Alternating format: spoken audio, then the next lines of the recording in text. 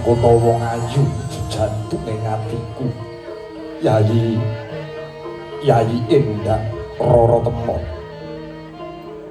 Semodeneh lan adat saben kalenggan sawengku.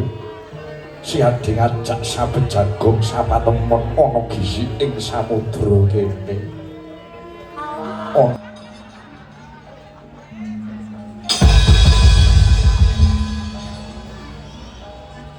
Iki sapa?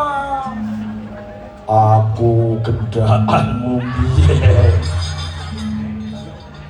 Kula wis omong jodoh gendhaan malah matine dadi setan. Sing marai dadi setan ya kowe kok, Dik. Sebabe biyen aku kok jak golek pesugihan. Ning jaman urip lak sugih. Sugih pas urip bareng mati dadi setan. Ayo njaluk ngapura karo sing gawe urip. Gusti, kula nyuwun ngapura, Gusti. Mboten badhe kula baleni. Mboten badhe kula baleni golek pesugihan.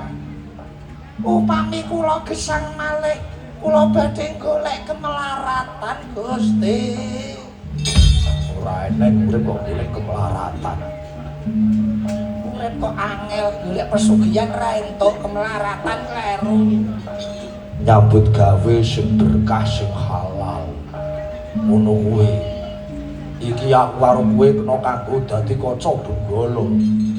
Nek urip ning alam donya senengane gendhaan golek pesugihan ora wuru matine ya kelabrangan dadi setan ngene iki. Iki sing kula pangan duwite rakyat, Gusti. Kula kapok mangan bondo negara, Gusti. Kula boten ngerti yen mangan bondo negara dadi setan besesek weteng kula.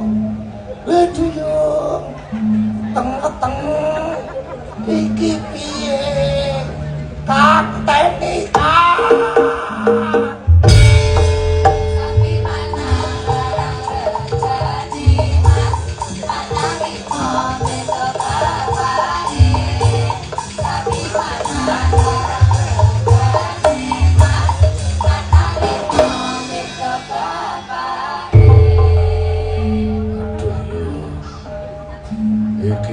duwe bokong kok obah dhewe ora gelem leren.